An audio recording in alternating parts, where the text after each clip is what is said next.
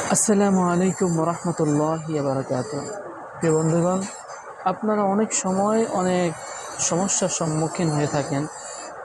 তার মাঝে আরেকটি হলো যে আপনারা অনেক সময় বাজারে গিয়ে গরু অথবা কোরবানির পশু ক্রয় করে থাকেন। তো অনেক ক্ষেত্রে দেখা যায় যে পশুটা একদম গর্ভবতী। তো সেই ক্ষেত্রে আপনার করণীয় কী? ইসলামের দৃষ্টিতে গর্ভবতী পশুকে জবাহ করা জায়েজ আছে কিনা? ইসলামের শরীয়তের দৃষ্টিতে গর্ভবতী যে সকল পশু আছে, গাভীও হতে পারে, বকরিও হতে পারে।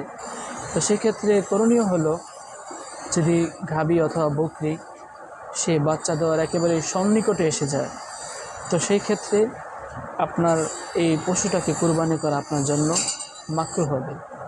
হ্যাঁ, আর যদি গর্ভবতী হওয়ার আর অনেক সময় বাকি আছে, তো সেই ক্ষেত্রে আপনি সেই পশুটাকে জবাই করতে পারেন। এই ফতোয়াটি ফতোয়া শামী এর 9ম খণ্ডের 368 নং পৃষ্ঠায় লিপিবদ্ধ আছে।